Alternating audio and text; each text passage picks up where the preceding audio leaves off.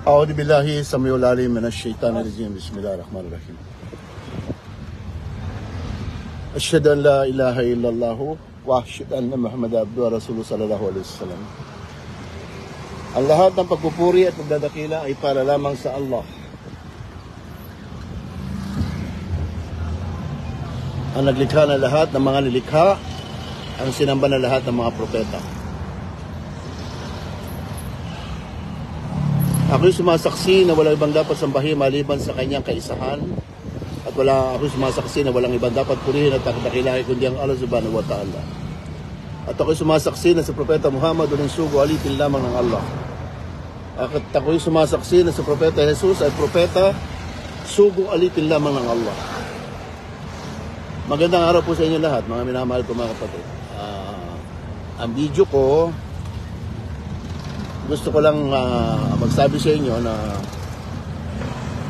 kaya wala akong activities this week or this month masyado dahil galing tayo sa December, talagang mahina yon pagka every January, kahit noon pa man.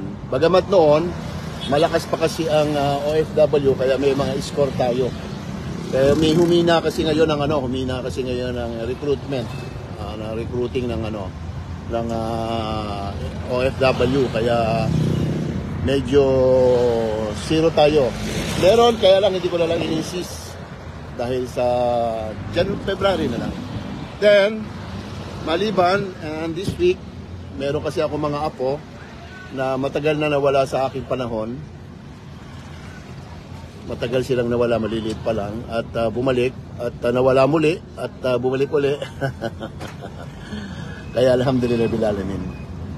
Ini-entertain ko lang muna sa bahay, sa abot ng aking makakaya. Dahil alam niyo, siyempre, mamamatay tayo, alam natin yon, paghahandaan natin mabuti, na inshallah, pati yung mga apo natin, sumamba sa Allah. Yun lang ang sadya ko sa kanila. Ang sadya ko sa kanila, i-entertain ko sila, sasamahan ko sila sa pagkain, lulutuan sila ng pagkain, tuturuan pumuri at dumakila sa Allah subhanahu wa ta'ala. Ito naman maaaring sa isang araw siguro uwi na sila. So kaya medyo dawa pa rin, kaya lang siyempre pamilya ko na to.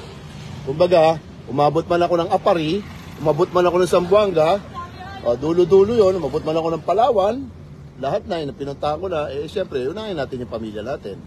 Bakit tayo magsasabi sa ibang tao na dapat sabahin nyo ang Allah, pero ang pamilya mo hindi naman sumasamba sa Allah? Bagamat, hindi ko sinasabi sa inyo na perfecto kami buong pamilya. Tatandaan, mga minamahal ko mga kapatid, no?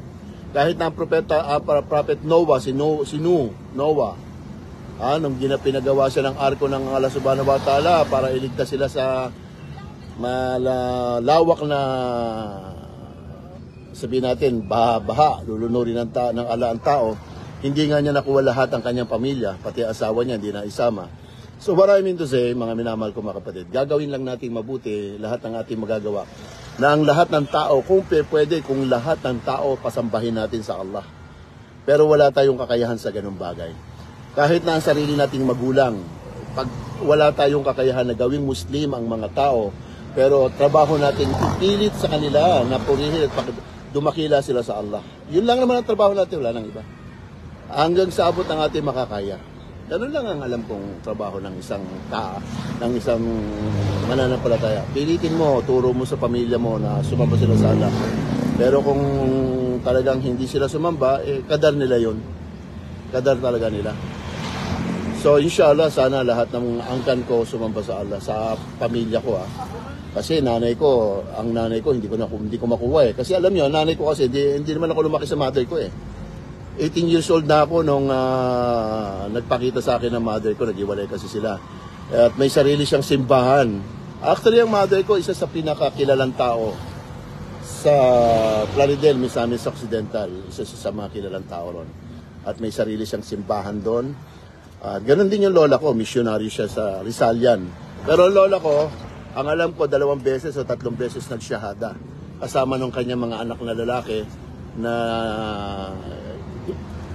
kapatid ng mother ko sa nanay.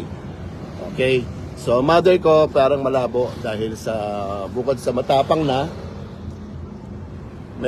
Sana inshallah, wala naman akong kakayahan doon. Para inshallah, sana bago siya mawala ng buhay, sumamba siya sa Allah subhanahu wa ta'ala. Pero yung mga anak niya, lagi kong dinadawahan tuwing pupunta ako doon. Every time I will go to Plaridel, sa kanila, lagi ko silang dinadawahan. So, nagsasalita naman sila ng bismillah. Nagsyahada naman sila, nagsabi sila. So, aking sumasaksi na wala ibang dapat sambahin maliban sa Allah. Oh, pero tuloy-tuloy pa rin sila doon sa kanilang kumbaga ano man ang meron doon basta nagawa ko yung karapatan nila sa akin at yung katungkulan ko para sa kanila. Okay, so ibig sabihin mga minamahal ko mga kapatid, ang video ko parang commercial lang. Hello to every one of you na sana inshallah hinihiling ko sa Allah subhanahu wa ta'ala na magkaroon ng kapanatagan ng ating bansa at sana inshallah na magkaroon ng masagana o maibsan-ibsan ng kahirapan at kung ano man ang meron sa mga tao. At sana